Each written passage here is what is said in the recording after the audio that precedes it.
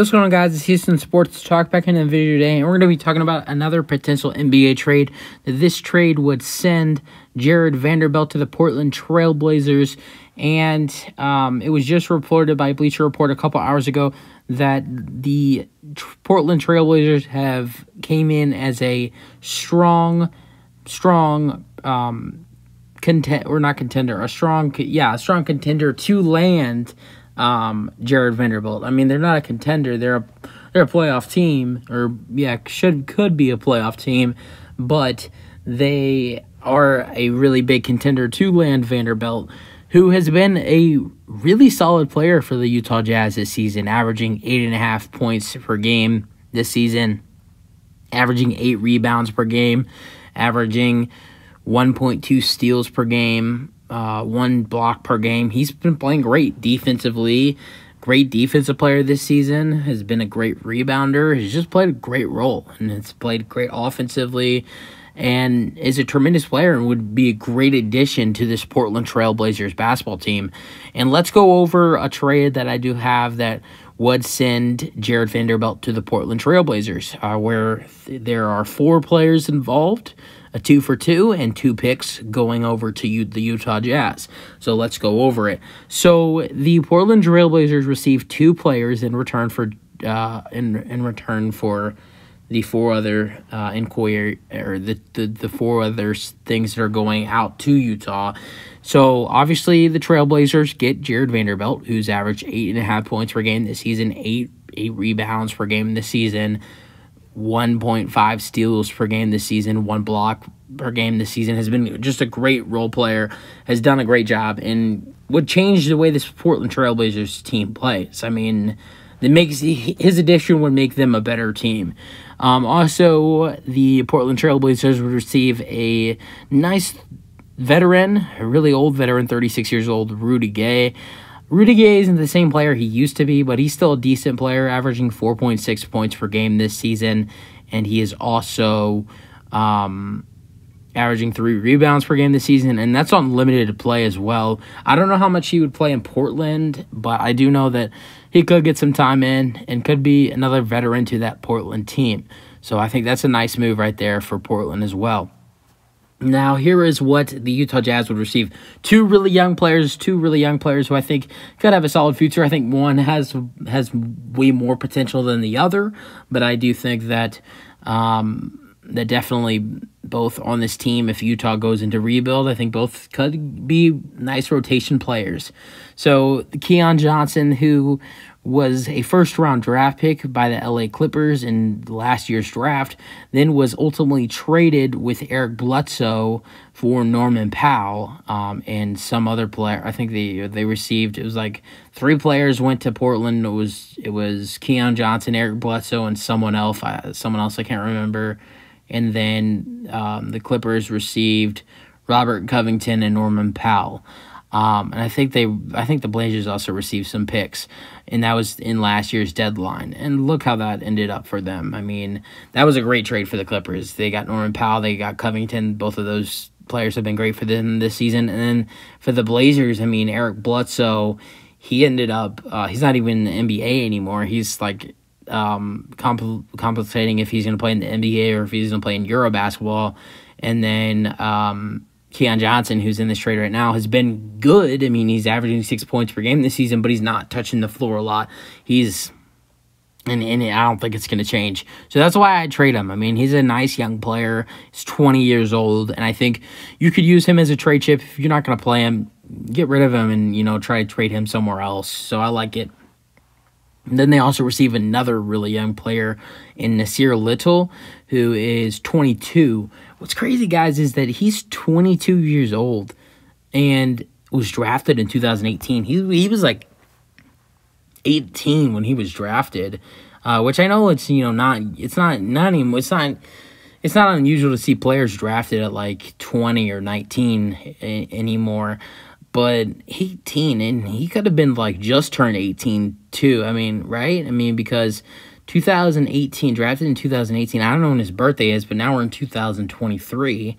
Who knows how old he had to be 18 when drafted, 18, a couple months after 18 when drafted.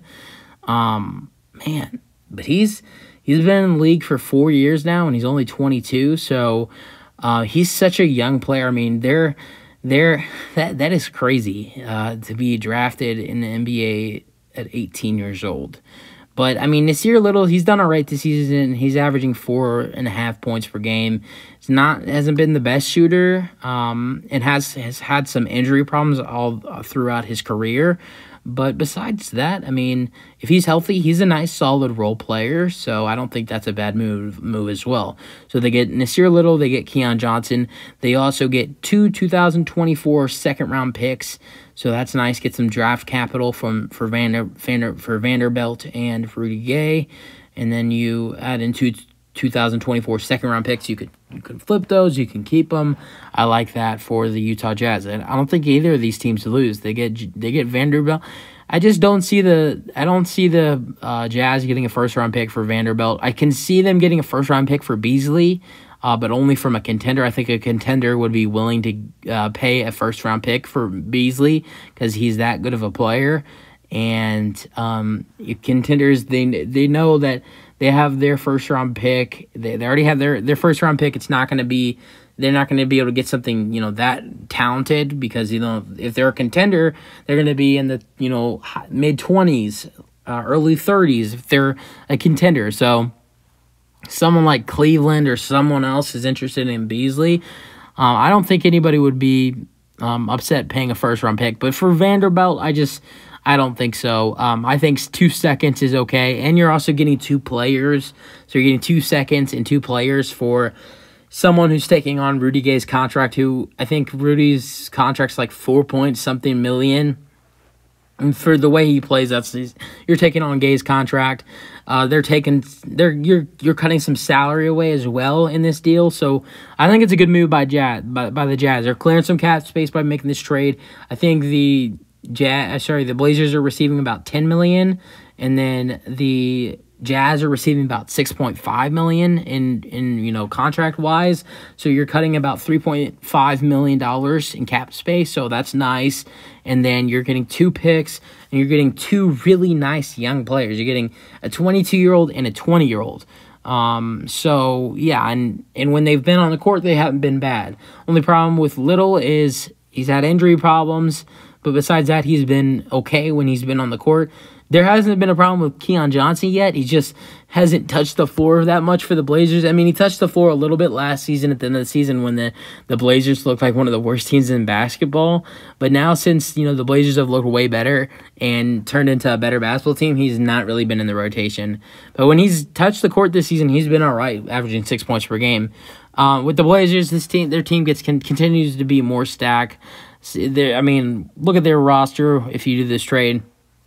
You had Dame at the point guard, Anthony Simons at the shooting guard, Grant at the small forward, power forward. You got at power forward you have small forward would be Josh Hart, power forward would be Grant, center Nurkic, and then off the bench you'd have amazing rookie Shaedon Sharpe. Then you'd now have Jared Vanderbilt, Gary Payton, Drew Eubanks, who's having a great season, and then Rudy Gay. So, I'd like this team. This Blazers team, I think, would definitely have a chance in the play-in, and could be a threat to whoever, I think right now the Blazers' highest, potential right now is to make the play-in and, get all the way into the 8th seed possibly, just depending on matchups in the play-in. But I think that's the potential for the Blazers right now is to make in the play-in and try to make it as the 8 or 7 seed. And then I think possibly if the Blazers get a right matchup, and I could possibly see them, I'm not saying they could win in the first round because I don't think there's any chance unless Damian Lillard goes off. Damian Lillard has to, be averaging about 35, 40 points in the playoffs to beat the Grizzlies. Actually, I don't think the Blazers just beat the Grizzlies the other night. So I think Lillard, if he's averaging 30 or 35 in the playoffs, and Simons and Grant are playing good basketball, I think they could beat the Grizzlies, honestly. If the Grizzlies, go throughout the deadline without making a move, I could see the Blazers beating the Grizzlies. if Dame is playing good basketball. But against the Nuggets, I think the Blazers, if you're playing one of those teams, Dame's going to have to be playing some great basketball, like 35, 40 points per game in the playoffs, which I think he's definitely shown he's capable of doing stuff like that before, but that's going to be hard. But I like the trade for both teams. You guys let me know your thoughts on the trade idea, and that's it for the video. Hope you guys enjoyed. Let me know your thoughts, and peace out.